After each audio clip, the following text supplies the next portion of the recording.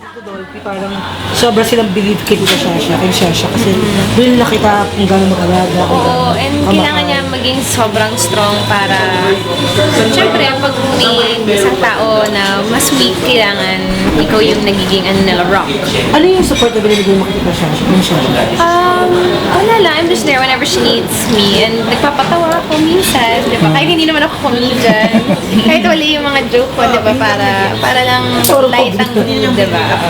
Mara, you're part of Showtime kasi medyo naging controversial ang Showtime. Talaga. Yeah, because Vice Ganda and Rick Bobby. Ano ba talaga yung nangyari? Gulo, Actually, wala namang naganap na ganun. But of course, pag hindi kasi masyado sinasagot ang intriga, nagiging mas magulo siya. Yes. So since hindi naman ako directly involved, although family ko sila, mahirap magsalita kasi hindi ko rin alam kung ano sasabihin ko. Pero so far, siya pa rin ang director niyo. Of course. Alam mo, one of the things na palagi kong binabalikan is the time that we moved to the new studio, and alam mo, meron kami mga pangako sa isa't isa na walang iwanan talaga. So, yun naman talaga. Okay, follow up lang kasi kahapon sa interview ni Vice Ganda sa Daba, sabi niya, kung mahirap daw siyang kasama, ask my fellow co-host. Hindi siya mahirap kasama. Actually, nakasama ko siya the other day sa Boracay. Nag-volleyball pa nga kami. Natalaman kami sa volleyball.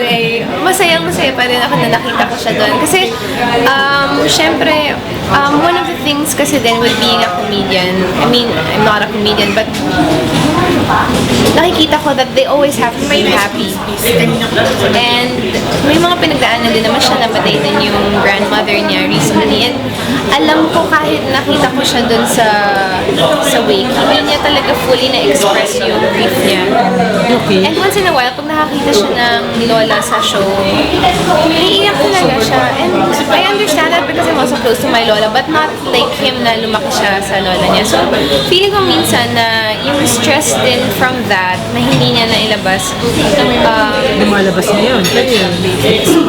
Pero aside from that, masarap siya kasama talaga. And may mga kanya-kanya naman kami na pinagdadaanan, and we're always there for each other. And nung may pinagdaanan din ako, I know that they were really there for me, and they made it known. So, alam mo yun, same way now na may pinagdadaanan siya, or parang ginajudge siya ng mga tao. Gusto kong sabihin na masarap siya katrabaho, and nararamdaman ko talaga yung pagmamahal niya in the sense na yung supportan niya ko lang.